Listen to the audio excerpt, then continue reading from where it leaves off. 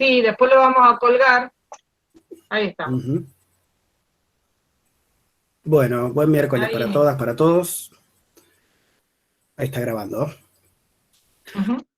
Un poco la idea de hoy era, según lo que había planteado Vivi, darle un poco de espacio al autor de Michel Foucault, a poder pensar un poco su lugar en la historia del pensamiento y obviamente el lugar dentro de la materia. Primero que nada, le agradezco a Vivi por darme el espacio y la oportunidad. Vamos a ver si podemos estar a la altura de lo que vienen siendo los teóricos, que son bastante precisos y justos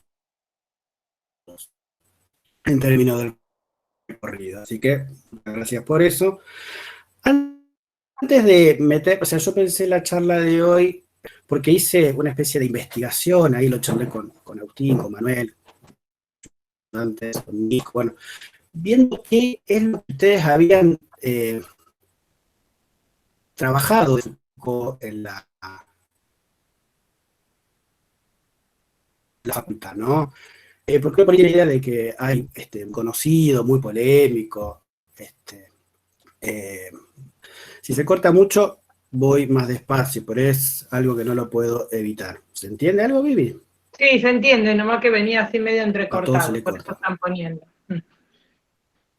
Bueno, está bien. Ya entendí que a todos se le corta, gracias. Ahí me están entrando los mensajes. Bueno, decía, de Foucault en la facultad, porque al ser un autor tan conocido, pero bueno, nos encontramos que quizás no se profundiza tanto como creíamos, ¿no?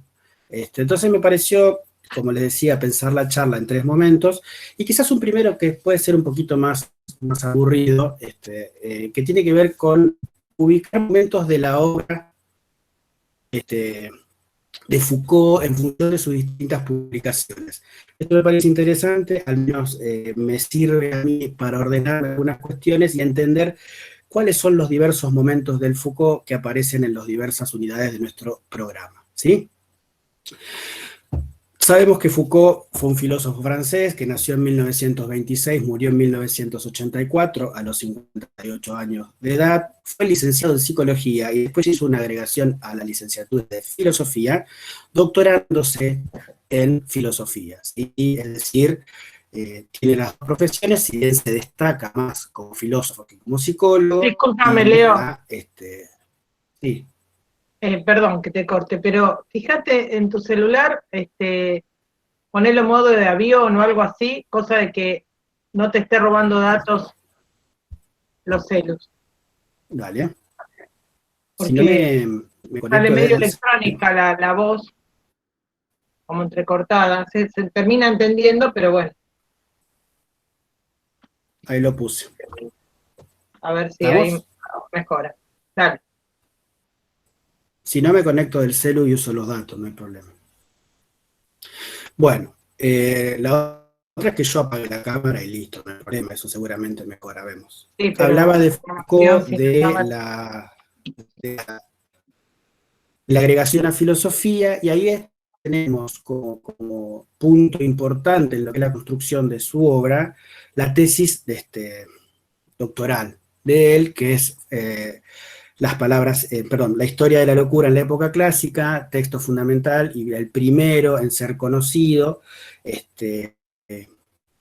cuyo título original iba a ser Locura y sin razón, ¿no? Una historia de la locura en la época clásica, un texto muy revolucionario en el momento y bastante polémico. Después volveré a ampliar un poquito cómo, por qué generó tanta polémica, sobre todo en la comunidad psiquiátrica, psiquiátrica y psicológica de la época.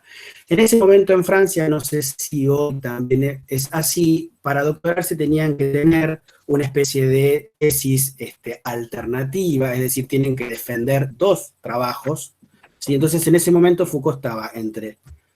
Sí, viste lo que era. A todo esto lo hizo a los 35 años Foucault, ¿eh? Digo, claro, porque ese mismo día que defiende la tesis de la historia de la locura, defiende la tesis de una lectura de Kant, que existe, el libro está publicado, en donde él hace un trabajo sobre la antropología del sentido pragmático de Kant. ¿No? ese mismo día sale de defender una tesis y se va a defender la otra. ¿Sí? Así era en Francia, no sé si seguirá siendo de esa manera. Ahí estamos hablando del año 1961, para después, en 1963, quizás una de las obras más importantes, que le damos más importancia en la facultad, es la publicación de El nacimiento de la clínica, el texto que habla de una arqueología de la mirada médica, 1963.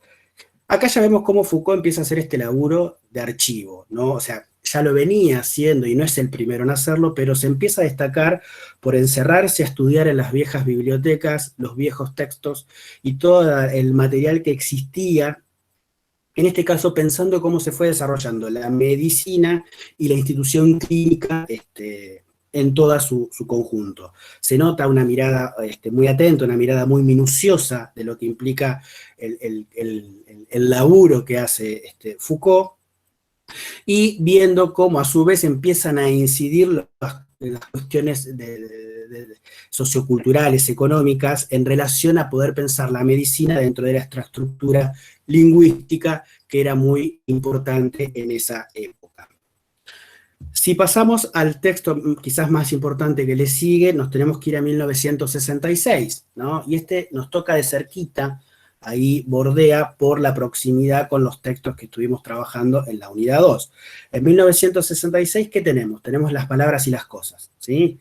Una arqueología de las ciencias humanas en donde el Foucault lo que hace es tomar lo que había planteado en El nacimiento de la clínica, pero en vez de ubicarlo a la cuestión de la medicina, de las ciencias médicas, lo ubican Las palabras y las cosas a la lectura de las ciencias sociales, ¿sí? Entonces hace un trabajo al estilo del archivo, pensándolo a cómo se fueron conformando, cómo se fueron armando las estructuras de las ciencias sociales. En realidad él quería llamarlo el orden de las cosas, pero ya había sido bastante utilizado por los estructuralistas. Estamos en un año muy fuerte en el movimiento francés sobre lo que fue el movimiento estructuralista, y eso, bueno, también le genera alguna dificultad a Foucault, que ya le iremos charlando más adelante. Es conocida Las palabras y las cosas, seguramente lo tienen referenciado, porque tiene un capítulo muy pesado respecto de lo que es el trabajo del cuadro de Velázquez sobre las meninas, ¿sí? Ahí ve en ese cuadro que están las miradas, que están, bueno, la pintura, que no aparecen las meninas, bueno, toda la cuestión de lo que es el cuadro de Velázquez, que es muy conocido y que dio para mucho trabajo intelectual, ¿no? Ahí vemos cómo se dan las miradas, lo que se dice, lo que no se dice, lo que se oculta, lo que no se oculta, que sirve como sustento, fundamento para entender este trabajo de las ciencias sociales. Recordemos que Lacan, por ejemplo, le contesta a Foucault con el seminario del objeto, diciendo que la lectura que había dicho del cuadro no era la pertinente, porque Foucault no había encontrado el objeto en el cuadro, digamos. Fíjense cómo había ya una interlocución interesante a nivel teórico en lo que respecta a el desarrollo cultural de la época, ¿no? 1969 hay un quiebre importante en Foucault, ¿sí? El quiebre es la ubicación del escrito, la arqueología del saber. ¿Por qué la arqueología del saber? Porque acá ya empieza a haber un detalle exhaustivo de lo que es este método conocido como arqueológico. Fíjense que los otros también hablaban de una arqueología de la mirada médica, de una arqueología de las ciencias humanas, pero en la arqueología del saber es donde él fundamenta este laburo que hace, que justamente tiene que ver con un trabajo de archivo y un trabajo arqueológico de los mismos, ¿no? Además de detallar esto de la cuestión de lo que sería lo arqueológico dentro de su construcción y su obra, empieza a aparecer con mayor fuerza los análisis de los discursos, ¿sí? Por eso yo lo marcaba como un quiebre. Ahí tenemos en Francia cuestiones importantes, ¿no? Que tienen que ver con el Mayo francés, con la resistencia, con los movimientos autoritarios, con todos lugares pensados desde la izquierda, ¿no? Revolucionarios, y el Foucault como que, bueno, detalla su trabajo en términos arqueológicos, pero no para quedarse solamente en eso, sino como para dar un cierre y empezar a plantear lo que viene más adelante. Recordemos que es un autor de la unidad 2 está ubicada temporalmente un poquitito antes a la publicación de este texto, ¿no?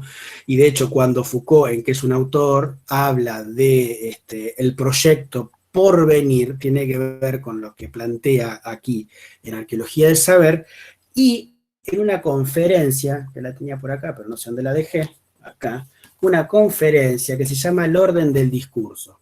El Orden del Discurso es la conferencia inaugural cuando él pasa a dar el colegio de Francia, ¿sí? Él toma la cátedra de Hippolyte, que había fallecido ese año antes. De hecho, en que es un autor, él dice, no me encuentro acá las voces que quisiera que me escuchen. O sea, hay una referencia sutil a quien haya sido un maestro para él, como fue Jean Hippolyte, no sé cómo se pronuncia la verdad, Hippolyte es como está escrito, digo, que Lacan lo menciona en el seminario 1, hay una intervención en el seminario 2, digo, toda la cuestión de cierto rastreo hegeliano en Lacan viene por la mano de Coyer y viene por la mano de Hippolyte. No, en este orden del discurso ya empieza a haber un quiebre. A partir de ahí él comienza a dar las clases en el colegio de Francia, que son los cursos, y lo que yo vi es que la mayoría de lo que ustedes han visto, por lo menos en términos generales, son clases de los cursos de Foucault, ¿sí? En otras materias, ¿no? Él da curso desde 1970 hasta que se muere, salvo un año que se lo toma sabático, y por lo menos lo que me han hecho saber es que tienen clases de esos cursos. ¿Qué pasa con el orden del discurso? ¿Qué pasa con esta conferencia? Da un paso importantísimo porque empieza a cerrar un poco la cuestión de la arqueología para poder pensar lo que es la genealogía, que no son para nada sinónimos, ¿no? Entonces ahí hay un movimiento interesante respecto de lo que es una variación al modo de trabajo de la obra de Foucault, en que es un autor, cuando habla, insisto, con esto del nuevo proyecto, tiene que ver con la genealogía. Acá tenemos una fuerte influencia de Nietzsche con la genealogía de la moral, y lo que empieza a aparecer es cómo hay cierta comprensión, a esto a la genealogía al modo Foucaultiano, la comprensión de cuáles son las relaciones de poder. O sea, no es solamente un trabajo de archivo y de rastreo para poder ubicar lo que pasa hoy, rastreando los movimientos en la antigüedad y en el siglo XVI y XVII, sino ver cómo genealógicamente esos movimientos afectan o influyen a los discursos, dando o demostrando las relaciones de poder. ¿Se me entiende acá hasta ahora? ¿Se escucha bien? ¿No se corta tanto? Si voy rápido o algo, sí, me profe, dice. muy bien, muy bien. ¿Qué tenemos después? ¿No? Tenemos después el famoso, digo, y esto nos vamos a detener un poquito, la famosa obra inacabada de Foucault, que son todos los textos que vienen con la historia de la sexualidad, ¿sí? A partir de 1976 se publica el primero de esos tomos. Foucault tenía la intención de que sean 6, no llegó. Él en algún momento dice en las conferencias de la Unidad 3 que era un proyecto que sabía que no le iba a terminar, de los cuales se publican 3 en vida de Foucault. En el año 1976 publica La voluntad de saber. Las conferencias que tenemos de la Unidad 3 están cerquita a La voluntad de saber. Después, en 1984, 2 antes de que él muera, publica 2 más, Los usos de los placeres y el cuidado de sí. Y, bueno, ya muerto, póstumo, en el 1918, ¿no? Se publica lo que fuera el tercer libro, que se llama Las confesiones de la carne. Ese fue el cuarto que se llegó a publicar, ya él habiendo fallecido. ¿Qué tenemos con los textos que tienen que ver con la historia de la sexualidad? No, primero, bueno, ver cómo sucede o cómo se da la sexualidad en la época clásica y cuáles han sido las fuertes modificaciones que han sufrido, producto, en muchos de los casos, por la moral cristiana muy fuerte. Entraremos en cierto detalle. El ascetismo, los placeres, la búsqueda del goce, los cuidados de sí. De hecho, en las confesiones de la carne, ¿no? Habla de la sexualidad en los padres de la iglesia, que se publicó hace unos 3 años, ¿no? Son temas muy, muy, muy importantes y que tienen que ver, más allá de que la lectura de Foucault no tiene que ver con la lectura que hacemos del psicoanálisis, hay una interacción o hay una ida y vuelta ahí para poder pensar la sexualidad en términos de la construcción, de la constitución, y siguiendo a Foucault, cómo se da esto de la sexualidad con el uso de la cuestión genealógica en los discursos y la utilización de la sexualidad en términos de las relaciones de poder. Ahí cerquita tenemos el vigilar y castigar, que creo que es uno de los textos más conocidos, ¿no? Fíjense cómo ese seguidito a la microfísica del poder, ya Foucault se pone a pensar las cuestiones de poder que se dan en los asilos, las cárceles, en las cuestiones de espacio de alojamientos penitenciarios, y quizás es el texto por ahí más conocido porque, bueno, ya mete cuestiones jurídicas y abre el ámbito a lugares un poco quizá no habituales para la filosofía. Respecto de los cursos que él dictaba, tengan en cuenta que en Francia es como el seminario de Lacan, ¿no? Lacan no lo tuvo siempre inscrito en espacios académicos, formales, pero ahí se le exige a los docentes que tengan que tener, o sea, de un año de trabajo, mínimo 26 horas cátedra expuestas, y solamente la mitad pueden ser seminarios. Es decir, trabajan todo un año y después tienen 26 horas cátedra para exponer lo que trabajaron, con lo cual sí o sí es condición que no repitan los temas. Entonces, por eso todos los cursos de Foucault, como la de la mayoría de toda esta gente que estudiamos en Francia, van reeditando y todos los años trabajan un tema distinto, ¿no? Por eso no es como en la educación formal nuestra, que bueno, se va, en el grado al menos, se va trabajando quizás una materia, sino que ahí se apuesta a el cambio o la modificación de lo que se viene trabajando, ¿no? Entonces también es distinto por ahí pensarlo al modo de ellos, como lo hacen, inclusive no es, en realidad dice que no tienen alumnos, tienen oyentes, porque quien quiere va y tienen un público bastante abierto. Bueno, esto sería quizá muy veloz y muy rapidito, un poco para que nos ubiquemos en la obra de Foucault y tengamos en cuenta que si ustedes trabajaron textos de los cursos, estamos ubicándonos en un Foucault más del lado genealógico, no tanto de un lado arqueológico, entonces ya aparece la relación de poder un poco más fuerte en términos de lo que son los discursos, y bueno, después veremos en epistemología de la psicología y el psicoanálisis B, de qué Foucault hablamos en cada momento, ¿sí? Esto sería quizás la primera parte. Si hay alguna consulta, escucho, y si no, continúo. Es importante también, más allá del contexto histórico, tener algunas cuestiones que son nodales para comprender Foucault. ¿Sí? La idea no es que sea, no es una materia que da Foucault, da otras cosas que hasta por ahí son como más importantes, pero Foucault tiene algunos conceptos que son centrales y que son importantes que los manejemos, porque manejándolos al menos un poco va a evitar que nos confundamos al planteo que, por ejemplo, hace Lacan en relación al sujeto, ¿no?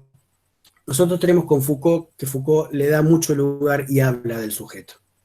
Es importantísimo tener en cuenta que cuando Foucault habla del sujeto, ubica al sujeto, como todos los pensadores de la época, incluido Lacan, aunque no sea filósofo, sea psicoanalista, como un concepto moderno. O sea, no existe el concepto de sujeto previo a la modernidad. ¿Sí? No estamos diciendo que no haya sujetos antes, pero como concepto es un concepto moderno. Ahora bien, que sea moderno y que Lacan, por ejemplo, en este caso, hable de sujeto, está claro que no estamos hablando del mismo sujeto. Pero bueno, tienen una raíz, una base, un núcleo en la modernidad, justamente porque es un concepto filosófico que se toma de Descartes. Digo, la modernidad en términos filosóficos arrancó Descartes, y lo que Descartes plantea respecto a la res cogitans. ¿Qué dice Descartes? Que soy una cosa como que piensa.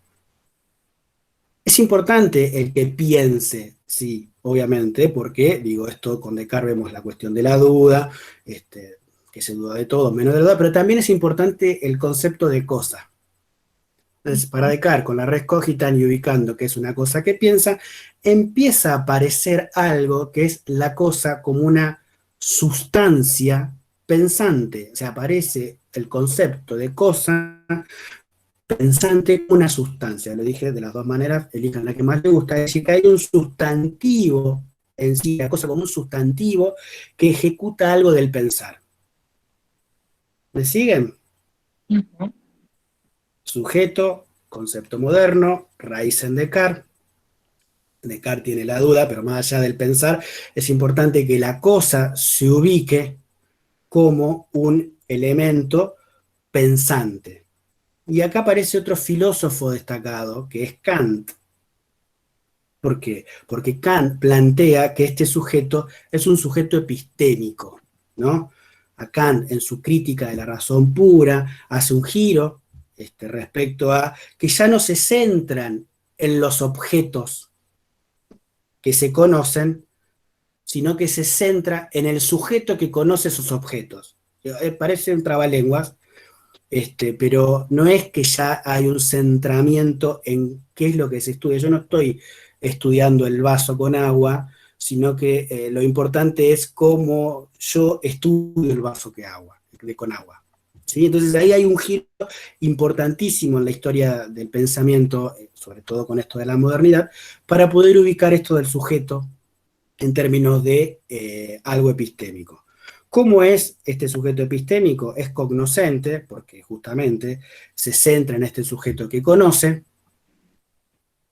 Es ético, porque no solamente conoce, sino que también actúa, ¿no? Es decir, no es un sujeto que solamente se queda en conocimiento, sino que también actúa en función de lo que conoce, y a su vez tiene que ver con la cuestión de la experiencia, y por eso muchos hablan de que se trata de un sujeto estético. ¿Sí? ¿Qué podemos ubicar como característica de este sujeto moderno al cual le sirve a Foucault? Insiste que Lacan con su sujeto, lo veremos más adelante y vamos a ver que no es tal cual. Creo que tiene autonomía, dice la ciencia, el concepto moderno de sujeto es un sujeto autónomo, es un sujeto que es pensante y actuante, y es un sujeto que soporta una unidad. Ahora, Foucault no se queda solamente con esto. Foucault plantea algo en relación a la crítica de esto. Recuerden que él había hecho en su tesis complementaria una lectura de Kant, o sea, tenía fuertemente la influencia de Kant, pero no para decir exactamente lo mismo, y él hace una crítica a esta concepción. Una pregunta que se hace Foucault, que en realidad no sé si la pregunta en términos temporales, pero al menos la que me hice yo. ¿Este es un sujeto que piensa y habla o es un sujeto que es pensado o hablado por otras estructuras? ¿No? En Foucault vemos que en realidad no es un sujeto tan autónomo y libre de poder pensar, sino que es afectado por otras estructuras y que estas otras estructuras lo hablan y lo condicionan. Por otro lado, la segunda pregunta que uno puede hacerse, ¿es un sujeto que hace su destino o queda alienado?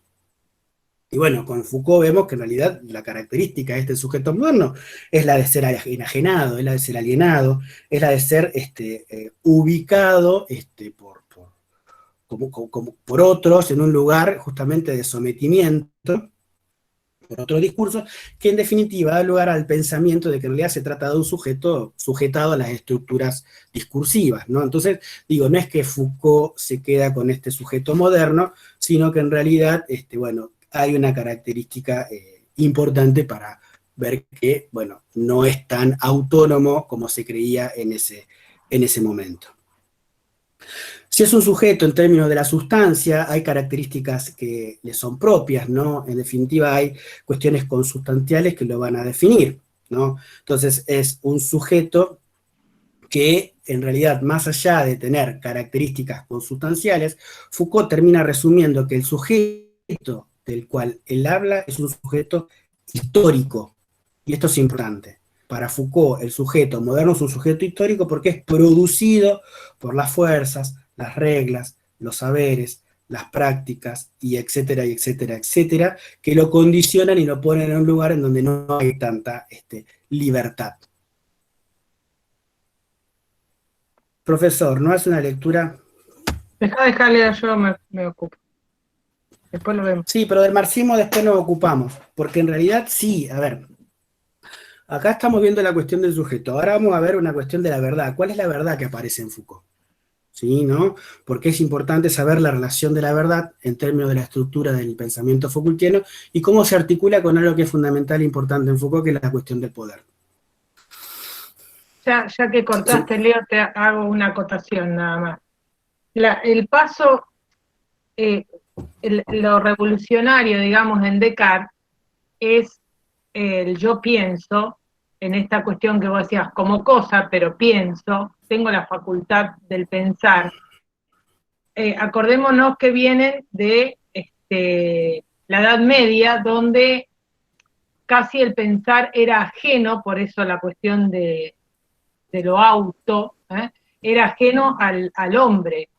Es una especie, en la filosofía hablo, no, es como que el pensar era divino y el hombre, lo digo así acotadamente para no extenderme, el hombre solo actuaba en función de ese otro divino, o sea que la determinación en todo caso era divina.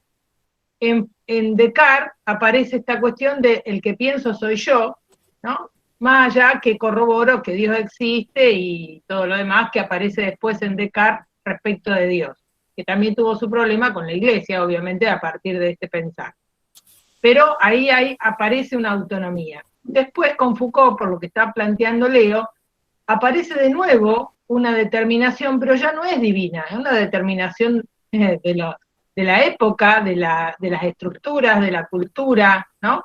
De los otros, digamos, que es lo que está planteando Leo. Por eso hay una diferencia ahí, sigue siendo, ¿no? Bueno, obviamente el pensar de los hombres y ya no divino, digamos, para ubicar esto, ¿no? Porque me parece que Sí, bueno, sí, de cara a esta parte, como dice el Vivi, de cara a esta parte, el racionalismo está en el hombre, digamos, ¿no? Pero bueno, la vueltita que yo le encontré ahí al planteo de Foucault es que no es tan autónomo como cree y se centra en, bueno, la investigación, sino que es determinado justamente por esta característica de los discursos que lo atraviesan, que nosotros sabemos, bueno, que los discursos nos atraviesan en todo tipo y son de todo tipo. Por eso ahora está bueno lo que dijo Vivi para pensarlo en términos de lo que es la verdad y el poder, porque en ese momento había una verdad más del estilo científica, que es otra idea bien, bien moderna, de cómo se va dando esta verdad científica y que tiene que ver con cierta adecuación y correspondencia con la realidad que va describiendo, ¿no? Como que la verdad tiene que ver con lo que se va describiendo. Y eso, digo, es una concepción moderna de la cual estaban de acuerdo liberales y marxistas a la vez. Pero bueno, Foucault obviamente que rompe un poco ahí con todo y critica esta conceptualización de verdad científica, porque en realidad dice que la verdad como correspondencia la realidad, perdón, la verdad como correspondencia de la verdad, ay, me cansé, tiene una ideología contraria justamente a la verdad. ¿Cuál sería la verdad, no? Si hay discursos veraces que se fundamentan, ¿cómo se producen estos discursos que soportan la verdad? Y a eso nos hace pensar lo que estaban poniendo ahí uno de los alumnos, que el sustento de la verdad en términos ideológicos rompe la idea de esta verdad científica para poder soportarse desde la producción de los discursos.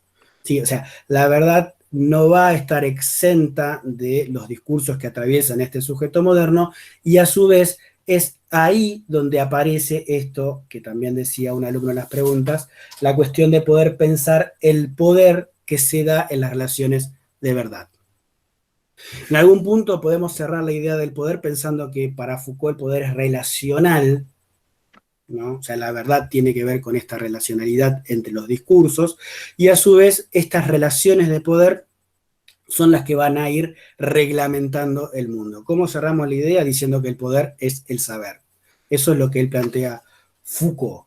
Hay una circularidad interesante para pensar el poder en Foucault y es algo muy importante porque aparece en todos sus trabajos o en casi todos sus trabajos. Una, que el poder no lo ejerce simplemente a un nivel social sobre otro, no es uno más fuerte sobre el más débil, sino que está presente en todos los niveles de la sociedad.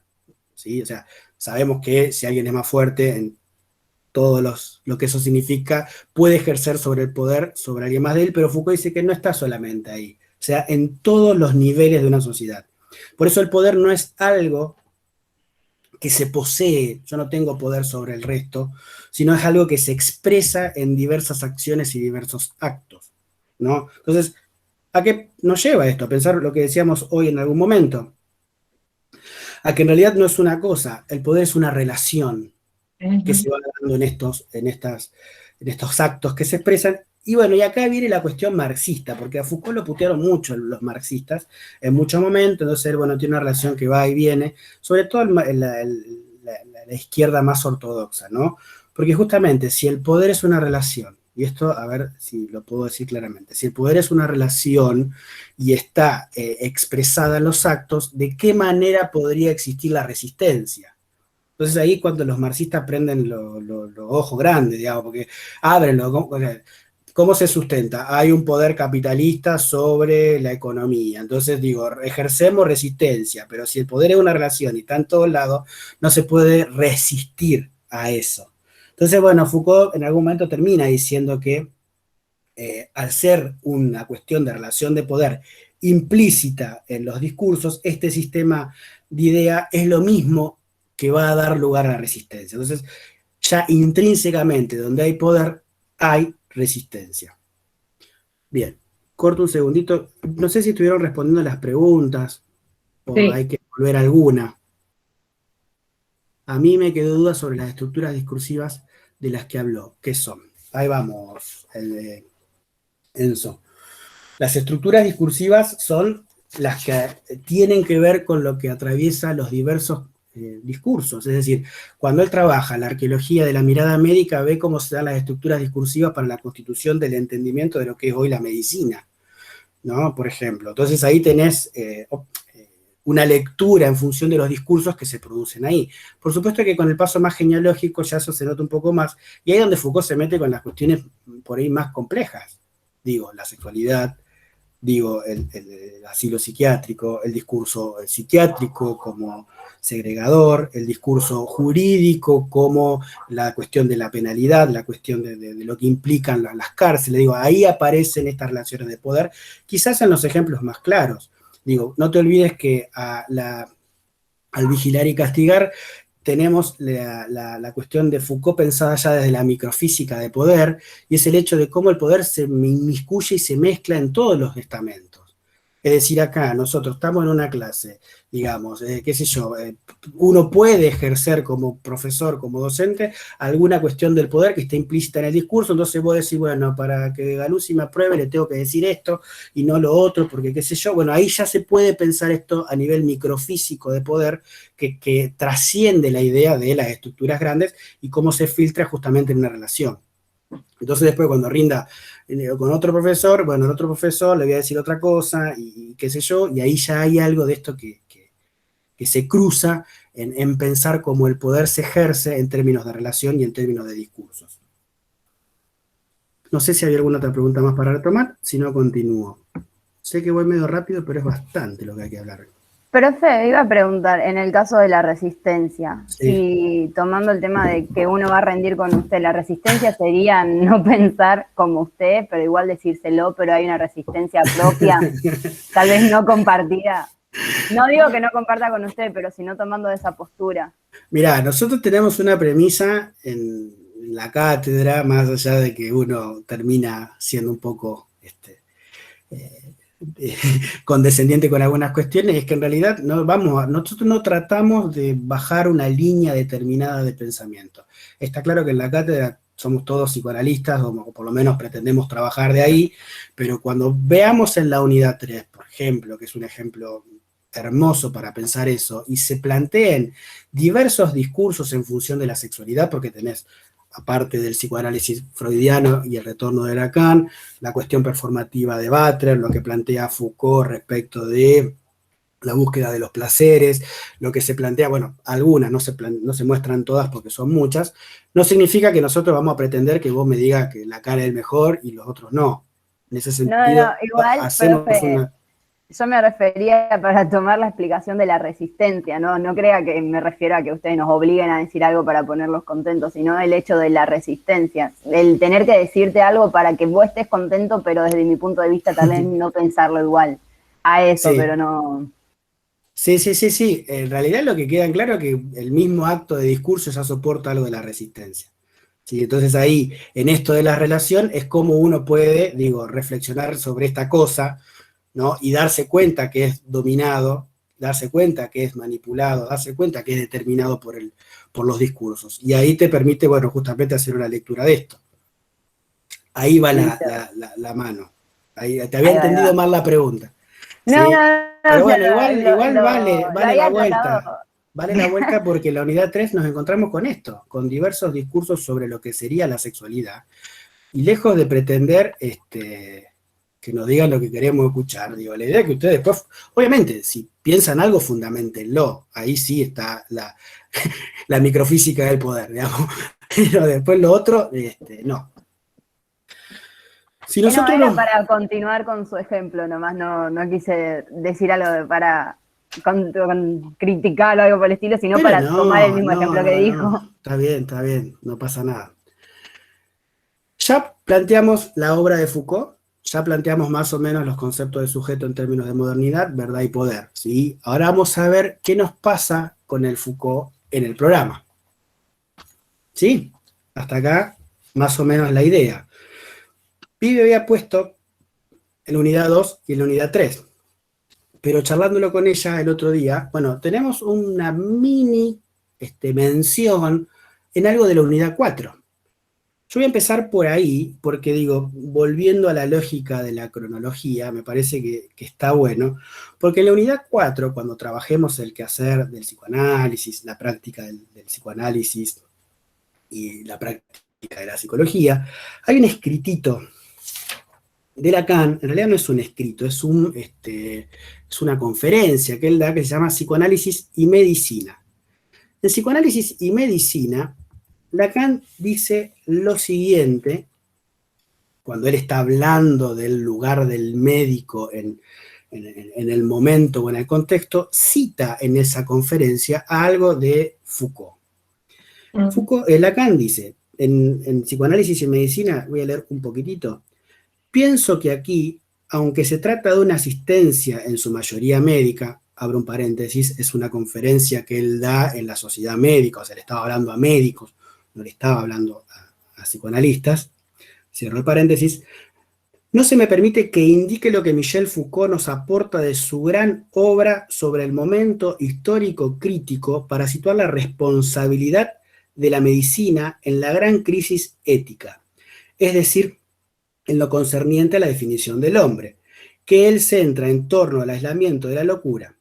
Tampoco se espera que introduzca esa otra, nacimiento de la clínica, en tanto que en ella se fija lo que entraña la promoción por parte de Bichat de una mirada que se fija en el campo del cuerpo en ese corto tiempo donde subsiste como entregado a la muerte, es decir, el cadáver.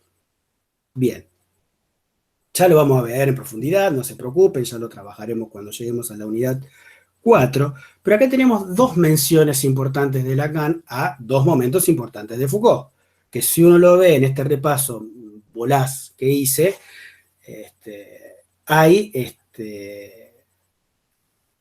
referencias a la historia de la locura y a la mirada médica, a una arqueología de la mirada médica con el nacimiento de la clínica. O sea, serían los dos textos que yo les mencioné primero, quitando el de Kant. La historia de la locura es importantísimo el por qué aparece y lo que causó. Es un texto que no se quiso publicar porque recibió muchísimas críticas, muchísimas cuestiones de lo que sería como ciertos estamentos establecidos a lo que implica la cuestión de la locura. Si bien habla de la época clásica, vemos que esos efectos de la época clásica llegan al hoy. Lacan lo menciona muy tangencialmente, ¿no? Dice, no van a pretender acá que yo haga lo que él hizo en ese momento, con esta mirada histórica, crítica sobre la locura, pero lo que hace Foucault, específicamente justamente Locura y sin razón, es de cómo denunciaba los ideales en donde descansan los saberes referidos a la locura. Él en uno de los prólogos, porque tiene varias ediciones el texto, dice esto, Foucault, lo voy a leer para no confundirme. Este libro no ha querido contar la historia de los locos juntos a los cuerdos. Frente a ellos, tampoco la historia de la razón en la oposición de la locura. Se trata de contar la historia de una separación incesante, pero siempre modificada. Historia de una separación incesante, pero siempre modificada. No fue la medicina la que definió los límites de la razón y la locura. Fueron los médicos, o sea, fíjense a dónde apuntaba Foucault, quienes desde el siglo XIX marcan esta vigilia entre las fronteras y muestran cómo se cuidan y cómo guardan de ella. Marcaron desde ahí la enfermedad mental, hablando o haciendo cierta indicación de lo que equivale a la prohibición. En el jurado de esta tesis estaba Canguilhem y Daniel Lagasse. Se lo menciono porque algunos quizás lo conocen, había algunas personas más, pero fíjense cómo ya hay una ubicación clave de poder pensar en esto de la localización del médico como alguien que ejerce este discurso para poder marcar algo de esta relación de poder. ¿Sí? Ahí generó mucho revuelo, sobre todo en la que fue la comunidad, obviamente, psiquiátrica de Francia. Y hay una figura muy relevante que los que estudian después Lacan lo escucharán porque Lacan lo menciona mucho, que se llamó Henry A. Henry A. fue un psiquiatra muy importante porque él plantea esto, tomando la teoría de Jackson, a la cual Freud también toma algunas cuestiones, la teoría del organodinamismo, en donde en realidad las enfermedades psiquiátricas, o en realidad la psiquis, tiene cierta cuestión jerárquica en relación a las funciones que van desde un lugar superior a un lugar inferior. O sea, tenía una lectura importante respecto de lo que sería el padecer psiquiátrico, y acá vuelve a aparecer el Descartes. Vuelve a aparecer Descartes, que es con una cita que la toma mucho Foucault, la toma mucho Derrida, la toma mucho Lacan, la toman muchos, que es justamente esta que voy a leer el pasaje de lo que plantea Descartes para entender cómo se ubica esto de la locura ahí. Dice Descartes, ¿no? Siglo XVII. ¿Cómo pueden negar que estas manos y estos cuerpos son míos? Para negarlo tendrían que ser un insensato o un perturbado, como esos que aseguran continuamente que son emperadores y van vestidos de andrajos, o creen o poseen trajes de oro y púrpura y van desnudos, o se imaginan en un cántaro a que su cuerpo es de cristal. Esos son los locos, y yo, tan extravagante como ellos, si quisiera seguir su ejemplo, ¿no? Fíjense cómo Descartes, ubicándolo en este proceso de duda, hay algo de lo que, empieza a ubicar la locura, a lo que estos autores toman como causa. Lacan lo dice acerca de la causalidad psíquica, ¿no? Que la causalidad psíquica es un fenómeno de locura, y en ese sentido, bueno, hay una relación importante para el alojamiento o la ubicación de la locura dentro del discurso. O sea, vemos con Foucault que en realidad ya no hay algo para segregar en la locura, sino que es parte de todos nosotros ya, esto de la locura. En esto a él lo putearon de todos los colores, de todos los idiomas, lo trataban de psiquiatricidia. Imagínate la revolución que generó a un discurso que venía haciendo de hace años respecto de esta cuestión de lo que decía en relación a la locura, porque justamente empezaba a denunciar cómo se ejerce este poder y cómo había estos abusos de poder. Obviamente que estaba el movimiento antipsiquiátrico, que medio se puso ahí de la mano de él, y bueno, estuvieron ahí medios compartiendo algunas ideas, pero Foucault también se separa de eso, porque en realidad no era un militante Foucault denuncia, pero no con una finalidad de poder ejercer una práctica distinta. Él lo que hace justamente es mostrar qué es lo que está funcionando al modo de una lógica opresiva. Y respecto de la cuestión del segundo texto que menciona ahí Lacan en esta psicoanálisis y medicina, es justamente el escrito del nacimiento de la clínica, ¿no? Esta arqueología de la mirada médica. Él habla de Bichat. ¿Quién fue Marie-François Bichat? Nació en 1971 y fue el fundador, es un médico muy conocido en la historia de la medicina en general, porque se lo conoce como el fundador de la anatomía general, ¿sí?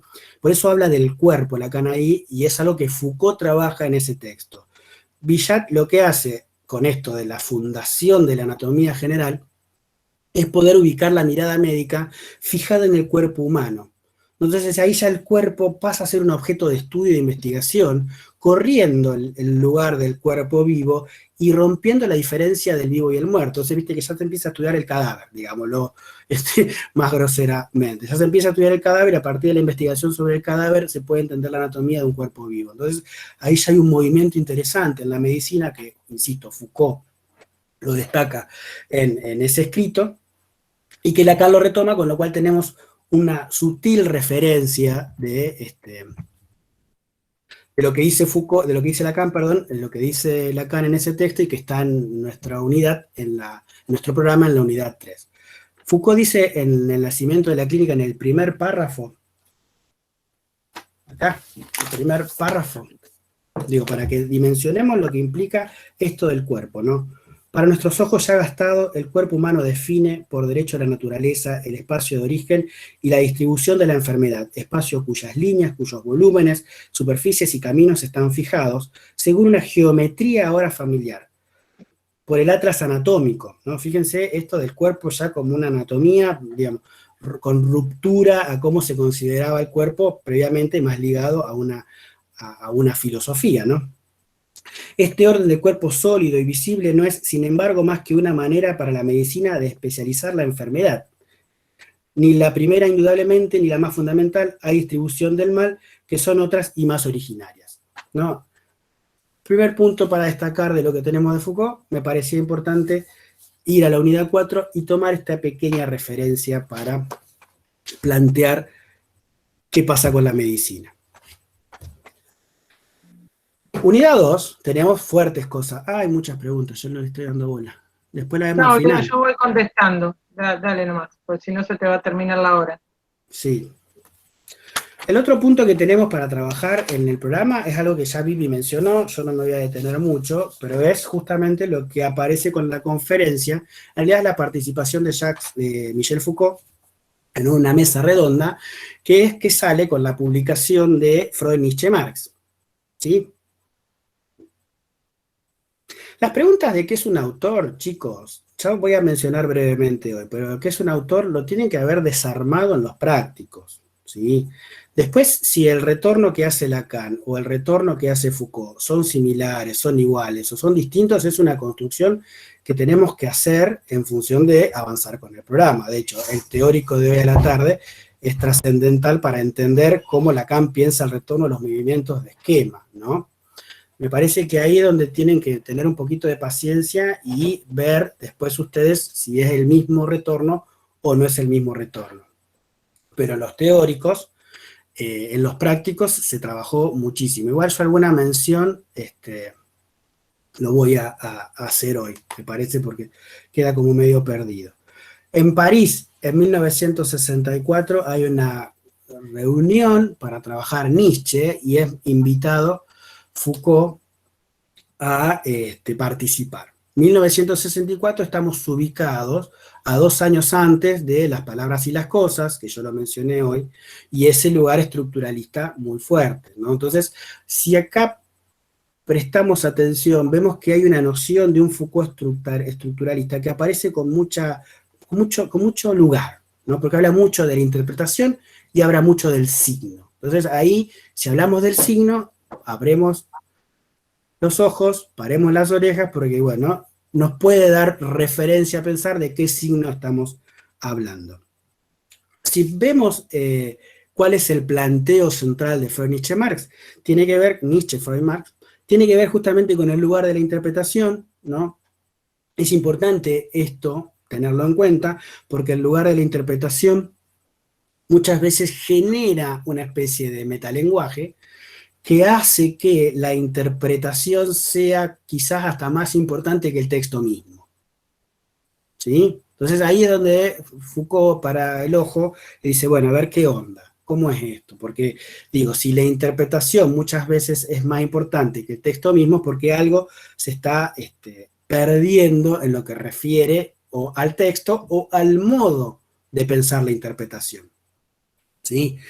Acá Vivi lo aclaró muy bien la vez pasada, en realidad la interlocución quizá más fuerte de Foucault es la de Paul Ricoeur, con estos maestros de la sospecha, o lo que tiene que ver con la hermenéutica. Tengamos en cuenta que la hermenéutica es el arte de interpretar, y cómo estos maestros de la sospecha. Ricoeur publica un libro en 1965, digamos, ahí nomás de esta conferencia, que se llamó Freud, una interpretación de la cultura, donde ubica a estos tres autores como maestros de la sospecha. En realidad, ¿qué tenemos aquí? La interlocución con Ricoeur para poder pensar cómo en Nietzsche, Freud y Marx hay un trasfondo que trasciende la naturaleza misma de los signos que ellos están diciendo. Destaco mucho lo de los signos, porque esto habla de una estrategia interpretativa, ¿no? Entonces, ahí ya se corre esta estrategia interpretativa para poner en el centro la imagen misma de este sujeto que hace a la interpretación.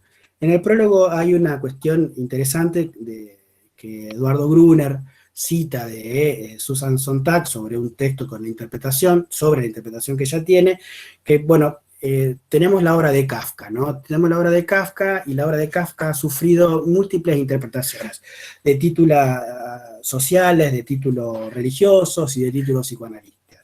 Hay muchos psicoanalistas que hablan de la obra de Kafka y tratan de encontrar si tenía un Edipo, si no tenía un Edipo, si el padre era esto, no, como que empezamos a ubicar desde el psicoanálisis cuestiones sobre Kafka, y en realidad, digo, hablar que Kafka tuvo traumas paternos, digo, yo también los tuve y nosotros también, y nadie escribió como Kafka, digamos, o sea, como que ya la interpretación misma se rompe la idea de que en realidad, bueno, a ver qué produjo, no importa si tuvo conflictos paternos o no, importa la obra, y qué sé yo, seguramente yo también los tengo y no escribí nunca como él, digamos, en ese sentido, de última, pobre Kafka, dejémoslo un poco tranquilo. Pero es interesante esa alegoría para ver cómo por ahí la interpretación toma más poder o más fuerza que lo que implica la obra misma. Pensar la interpretación requiere una metodología, ¿no? Requiere una metodología, va a decir Foucault, y esta metodología no es solamente un mero trabajo de desenmascarar, de develar o de descifrar en términos simbólicos, sino ver cómo estos autores han trascendido ciertos límites de la interpretación misma. Es clarito. ¿Qué va a hacer Foucault? Lo que hace siempre. Digo, para comprender el sistema de interpretación que se funda en el siglo XIX, ¿qué tenemos que hacer? Hay que ir para atrás. ¿Qué hace Foucault? Va al archivo, ¿no? ¿Qué ve en el archivo? Que en el siglo XVI ya hay una noción de interpretación, pero esta noción de interpretación tiene que ver con la semejanza. ¿Sí? Todo en el siglo XVI va a girar con la semejanza y va a girar con lo que deriva de esta semejanza, organizada, porque dice, bueno, a pesar de que tiene que ver con la semejanza, se organiza en 5 categorías que tienen que ver con la noción de conveniencia o adecuación, la noción de simpatía, la noción de emulación, va a decir Foucault, ¿no? El paralelismo entre el atributo en las sustancias y sus diferencias tiene que ver con la emulación, la noción de lo que es la asignatura y la noción de la analogía, ¿no? Son 5 categorías de semejanza que ya aparecen ubicadas en este siglo XVI. Si el signo nos hace pensar en una técnica de interpretación, es posible que haya en relación a esta semejanza 2 rasgos fundamentales. Están en el texto, Viviana: conveniencia, simpatía, emulación, signatura y analogía. ¿Sí? Igual estas 5 categorías los lleva a Foucault a pensar que hay 2 vueltas para pensarlo. Uno que tiene que ver con la cognitio y la divinatio, la adivinación y la cognición. ¿Cómo se piensa la semejanza desde estos 2 lugares?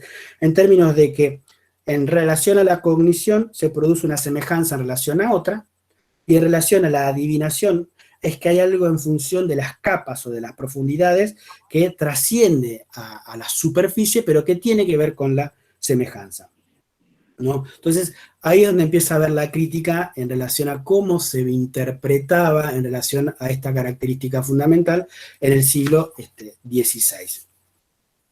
¿Qué aparece en el siglo XVI también? Aparece algo que queda en suspenso, justamente siglo XVII y siglo XVIII, por nuevamente Descartes, por nuevamente Bacon, ¿no? Recordemos que hay algo de esto que mencionamos al principio, de la meditación metafísica como un nuevo sistema de interpretación en función de la duda, y que en realidad con Bacon lo que aparece es quitar los rastros de metafísica, ¿no? Bacon en su nuevo organón, lo que hace, digamos, si bien Descartes hay un paso a la cientificidad en su razonamiento filosófico, sigue sosteniendo la metafísica como un elemento al que no puede evitar, y bueno, con Bacon ya Francis Bacon dice, bueno, metafísica nada, y en su novum organón, que sería el organón aristotélico, que lo vuelve a plantear, bueno, rompe un poco esta idea de que ya la ciencia no tiene que tener que ver con lo metafísico.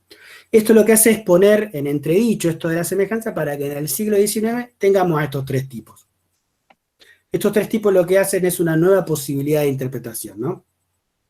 Esta nueva posibilidad de interpretación lo que da lugar a pensar esto de la hermenéutica. Foucault dice del primer libro del Capital, en donde vemos cómo se dan los procesos de producción.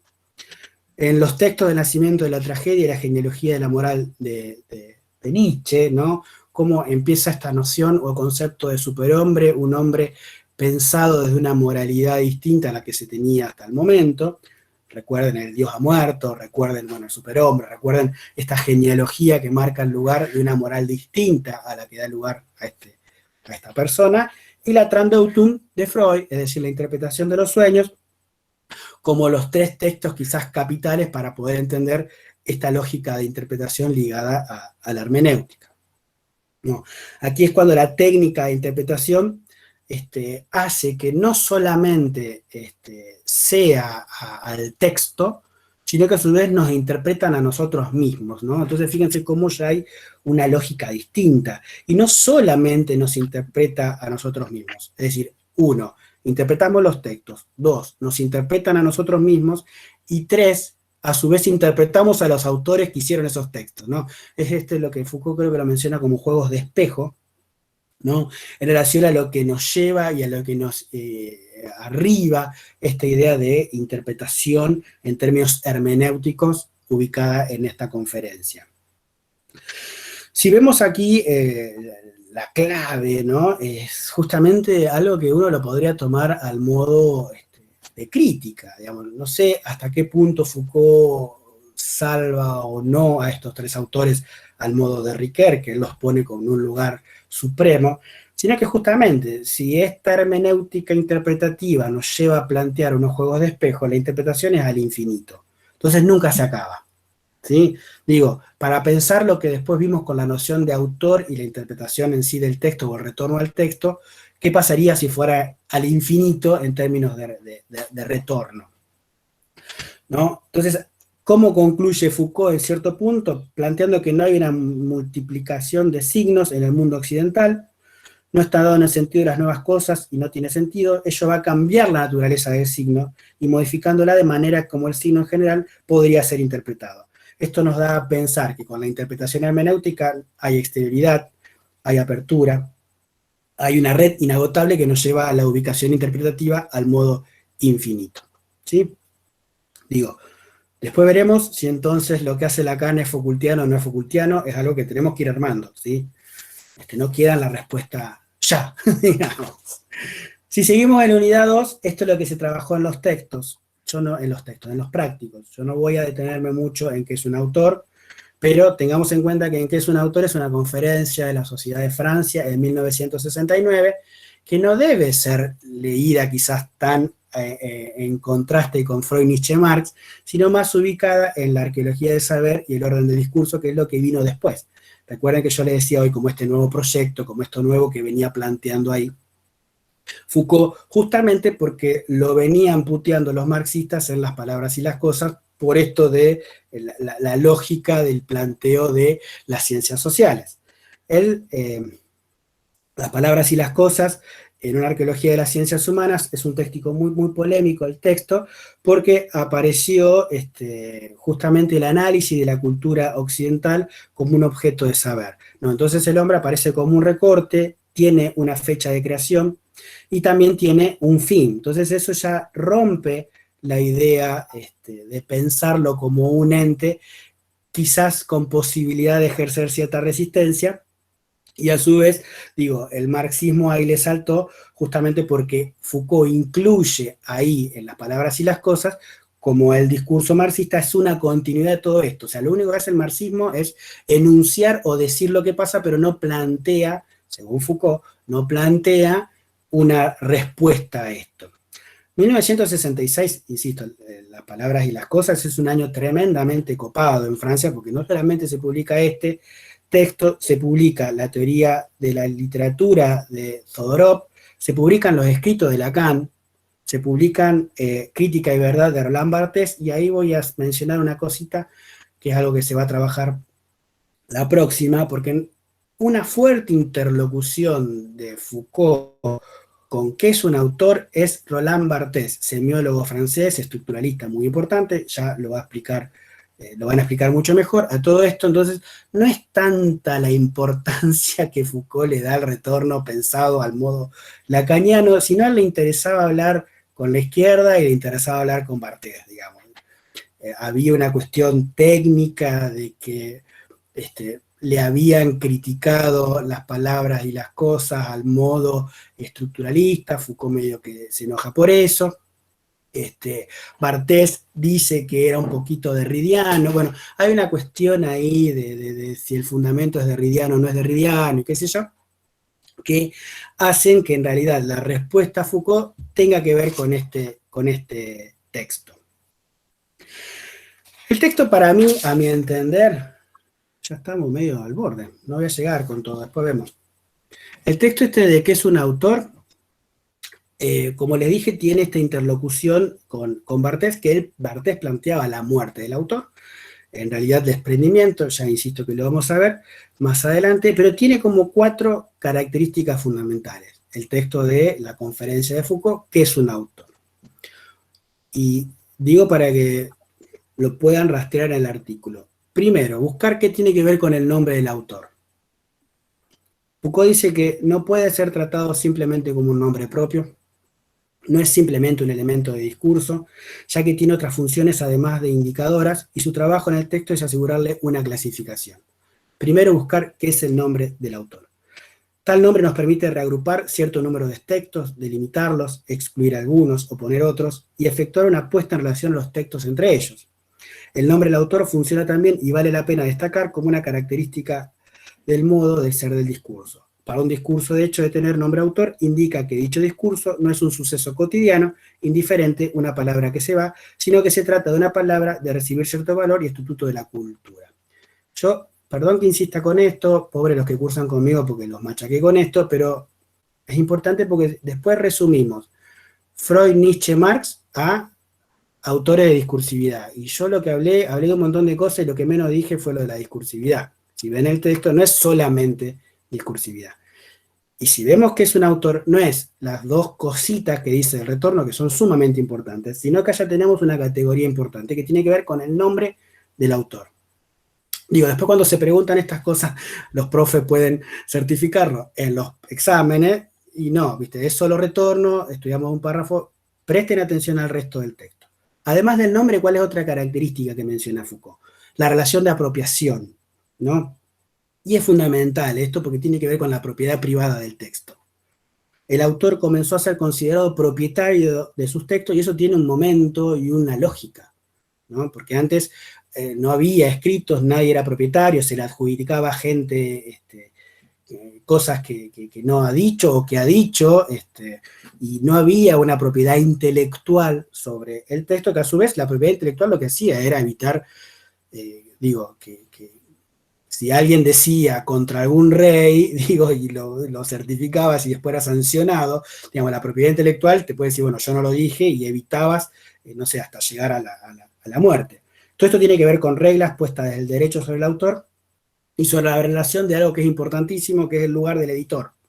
Foucault habla del editor, tenganlo en cuenta porque no es solamente el retorno.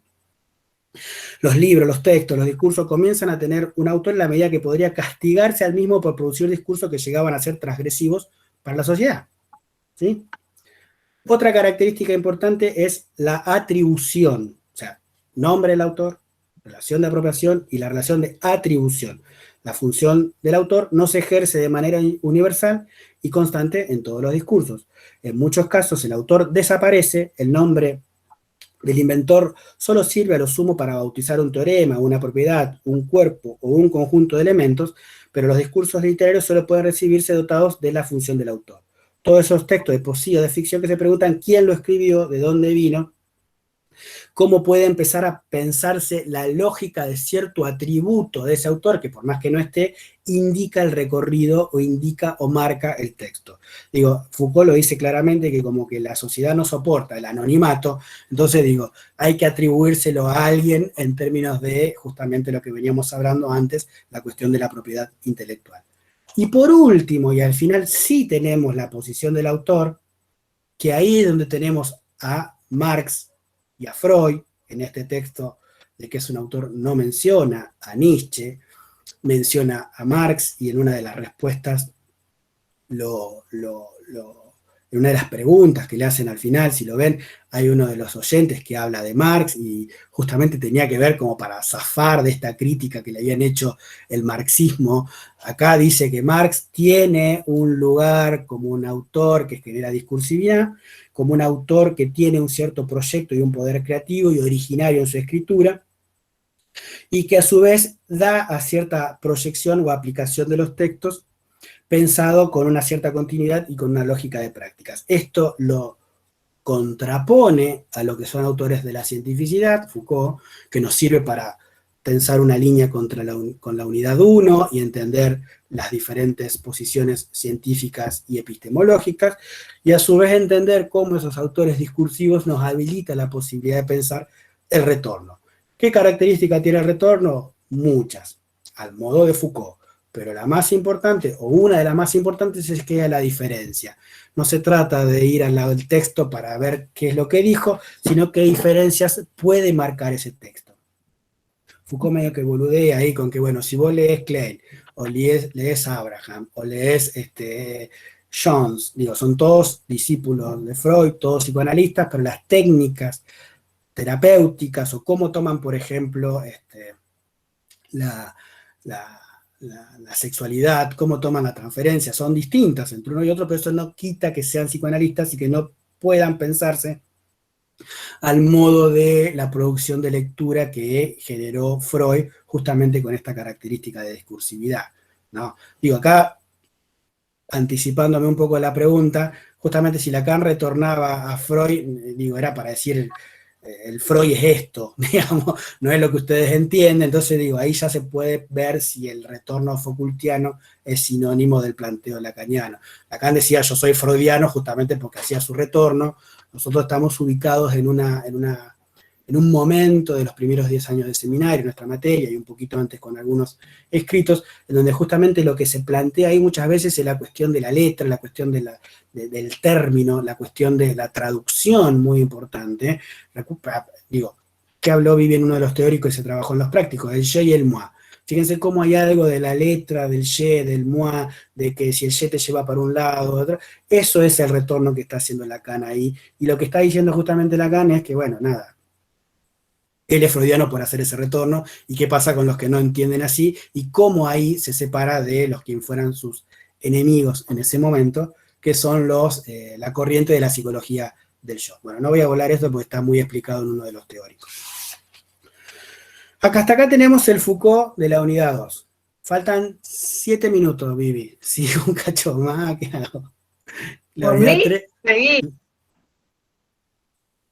Yo por los No sé teóricos de la cuántos idea. minutos más necesitas. El tema son los prácticos, nada más.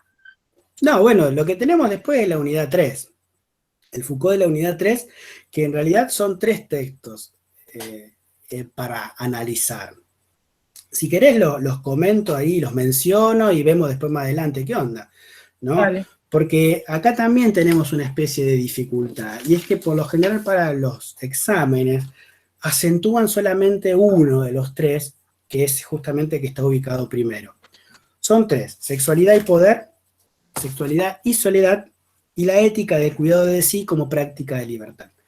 son 3 conferencias o entrevistas, es decir, no soportan, fíjense que el Foucault que tenemos nosotros son conferencias, mesa redonda y entrevistas. No es el Foucault de los escritos pesados y densos, con lo cual la lectura es bastante más llevadera, ¿no? Hay como una especie de tomar solamente o parcialmente el primero, sexualidad y poder, justamente por el planteo de lo que es la pastoral, ¿no? Ya lo vamos a charlar si llegamos hoy o más adelante, pero los otros 3 también son parte, y ténganlo en cuenta porque cuando preguntamos de lo del cuidado de sí, muchas veces no lo saben, no sé bien por qué, trabajan solamente una parte. Estos 3 conferencias se ubican ahí cerquita de la publicación de La voluntad de saber. ¿Recuerdan cuál es la voluntad de saber? El primero de los libros de la historia de la sexualidad. Entonces está muy atravesado por justamente la lógica de la sexualidad, el planteo de la sexualidad que hace ahí, cómo en el planteo de la sexualidad se da esta cuestión de los discursos y cómo la cuestión de los discursos los llevan a pensar una sexualidad en donde se ejerce el poder, o donde se pudiera ejercer el poder. Foucault toma la noción de lo que es la biopolítica, ¿no? Esa cuestión de las políticas ligada a lo biológico y al cuerpo para ver cómo se puede manipular y cómo se puede orientar en términos de lo que implica el ejercicio de este uso de poder. En sexualidad y poder, bueno, en realidad lo que tenemos ahí es poder pensar cómo se... Lo menciono, pues estamos a unos minutos y de última después vemos, ¿te parece? Mencionarlo nada más, sí, comentamos algunas cuestiones. ¿Alguna pregunta? Bueno, sexualidad y poder aparece en realidad la lógica de ubicar el psicoanálisis en un momento importante, pero como el psicoanálisis no puede dar cuenta de lo que implica la moral cristiana que afecta a la sociedad actual, y esta moral cristiana que afecta a la sociedad actual tiene que ver con el uso de la pastoral, la pastoría, como un modelo de dominación. En sexualidad y soledad, Foucault lo que plantea ahí es cómo hay una necesidad de ver ya la locura, ¿no? Pensada en términos de el sometimiento y de las prácticas psiquiátricas de la época y cómo hay algo de la sexualidad que afecta ahí y que antes no se tenía en cuenta, y lo que es la ética de cuidado de sí como práctica de la libertad es quizá la apuesta de Foucault que tiene que ver con esto del cuidado de sí, cómo en realidad los discursos occidentales terminan buscando un sometimiento y un control con un exceso de sobresaber y se olvida de algo que es importantísimo y es justamente el placer. O sea, Foucault, en realidad creo que el eje va por ahí, de decir, bueno, estamos en Occidente pensando siempre en que investigar mucho sobre cómo, cuándo, por qué, y nos olvidamos de cómo generar el placer. Y ahí es donde él hace su propuesta, o al menos lo da a entender, en la ética de cuidado de sí como una práctica de libertad. Bueno. Bueno, Leo, la verdad que excelente, muy bueno el recorrido. Era un poco la idea de que nos ubiquemos en su conjunto, Foucault, porque si no, es verdad lo que dice Leo, lo tenemos tan separado que no sabemos ni lo que estamos diciendo. Así que bueno, agradezco su preparación de clases que evitó que yo la tuviera que dar. Bueno, nada más voy a hacer algunas acotaciones, nada más que al margen, porque por algunas preguntas, pero también es importante ubicar, por ejemplo, que la interpretación cambia, no porque lo diga Foucault, sino porque el movimiento que se va produciendo, entre ellos el estructuralismo, va produciendo ese cambio de interpretación. Entonces tenemos, previo al estructuralismo o a la semejanza, una interpretación que es sustancialista, y en el estructuralismo tenemos una interpretación antisustancialista. Por eso vamos a encontrar rasgos en Foucault, en Lacan, etcétera, etcétera, que son comunes, pero porque tienen que ver con este movimiento y con la misma época. Los 3 maestros de la sospecha son antecesores de este estructuralismo que no, digamos, antecesores no hablaban del estructuralismo porque el estructuralismo como movimiento empiezan después, pero justamente al posicionarse en una manera diferente respecto del lenguaje, ya están promoviendo una interpretación que es antisustancialista. Por lo tanto, ahí tenemos todo este movimiento que se va abriendo, y que, por eso digo, no es que tiene que ver con un autor en especial, sino con muchos autores, muchos intelectuales del momento. Después, las diferencias que va a haber, que Leo marcaba de interpretación, quizás entre Foucault y Lacan, o cómo se toma este retorno en Foucault o en Lacan tiene que ver también con un posicionamiento y que es a la manera más, llamémosle, de un discurso más cercano a la cientificidad y un discurso que no está cerca a la cientificidad. Entonces, eso también hace, aún porque el estructuralismo es una nueva figura de ciencia, no nos tenemos que olvidar que es una nueva figura de ciencia. Entonces, nueva porque es para las ciencias sociales, pero no está alejada de la ciencia. Entonces, el modo de interpretación de todo este movimiento no es exactamente el mismo, por eso tampoco el retorno, que el psicoanálisis, ¿sí? Que tiene sus puntos de contacto y de diferencia.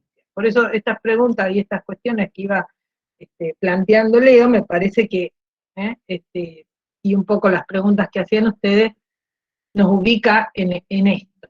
Y algo que es al margen, pero me parece que también es importante, cuando Leo dice antes no existía la autoría del autor como la autoría de autor, no existía el autor como autoría, ni como propiedad, ni nada de esto, porque no existía la autorreferencia. Lo que marcaba el Leo al principio era justamente esta noción de sujeto, a partir de Descartes. ¿Sí? Por lo tanto, ¿cómo va a existir antes de esto si, ¿no? Si nadie era autor de sus pensamientos, ¿cómo va a existir el autor? ¿No? Digo, entonces pensémoslo en su conjunto, porque si no parecerían cosas aisladas o que no se sabe muy bien de dónde salieron, pero tiene que ver con justamente, ¿no? Todo este movimiento. Bueno, nada, es un poco por algunas preguntas y algunas cuestiones para retomar. Medio rapidito el recorrido, pero bueno, veremos. Bueno, retomaremos en la unidad 3 el tercer Foucault, digamos.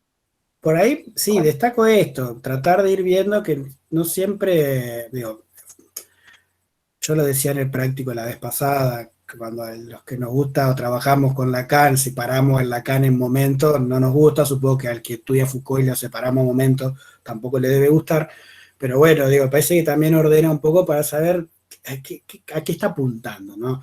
Insisto con esto porque, digo, si ustedes estuvieron viendo los textos de las clases de él, ya estamos en una genealogía y dejó un poco de lado la arqueología y ya está por ahí más metido en vigilar y castigar y la sexualidad y no tanto en la locura. Digo, va viendo un giro en función de la construcción de su obra, como digo, la mayoría de estos autores. Entonces por ahí es un poco pesadito qué dijo primero y qué dijo segundo, pero creo que sirve al modo de alguna coordenada. Pero bueno, cualquier cosa, si hay consulta, Vivi, sí, después lo vemos, pero más o menos... Sí, o en comunidades está habiendo varias consultas, ya, así que se está activando ahí. Bueno, o en las consultas, igualmente me parece que las preguntas que fueron haciendo acá en el chat, medianamente se fueron respondiendo. Perfecto. Sí, a la tarde está el teórico, otro tema obviamente, y también se va a quedar grabado, así como no se pueden asistir a los dos por el tema de horarios, les queda... Y la semana que viene, Vivi, lo de... ¿Quería anunciarlo antes de detener la grabación? Sí, la semana que viene vamos a tener un invitado, nosotros nos gusta de vez en cuando hacerlo, es un invitado que es un profesor de la Facultad de Letras, se llama Alberto Giordano. Es un tipo muy, muy interesante, muy estudioso, muy conocido, profesor de posgrados, que ha tenido mucho, mucho trabajo, no es psicoanalista, pero ha tenido mucho trabajo, ha dado muchas clases en la facultad nuestra, y que es un tipo que ha leído mucho a Roland Barthes y va a trabajar justamente el desprendimiento del autor y la muerte del autor en esta interlocución entre Foucault y Barthes. Por eso yo lo mencioné muy rapidito, porque aparte digo, lo que diga Alberto va a ser mucho más interesante que lo que pueda decir yo. Así que en ese sentido va a ser el miércoles que viene, 8:30, no podemos también pretender que esté a la tarde, pero ya lo vamos a difundir en los grupos y todo eso. Quedan invitados para participar. Todos los años tratamos de tener algunos invitados y la verdad que ni la pandemia ni la virtualidad nos ha frenado, así que da un poco de pimienta al trabajo que hacemos en la cátedra. Tal cual, así que los esperamos en este horario, que es el que eligió, ¿sí? También, por supuesto, lo vamos a grabar y lo vamos a dejar a disposición, pero bueno, incluso es una invitación abierta, así que es posible que haya público que no sea de la cátedra, porque bueno, insisto, como decía Leo, muy interesante para aprender, así que nosotros también vamos a aprender. Así que bueno, están invitados para el próximo teórico. Ya lo vamos a publicar en... Profe, ¿tienen algún tiempo estipulado que vayan a subirlo ya a YouTube todos los videos? Y hoy ya lo vamos subiendo. Entre hoy y mañana ya subimos los dos teóricos. No, me refiero a todos los teóricos que ustedes fueron realizando. Los tenemos en otro lado, ya se los vamos a socializar. Yo porque, estamos armando. ya que entrarían, ¿no? Como ustedes dijo, vienen en lo que serían los parciales. Sí. Sí.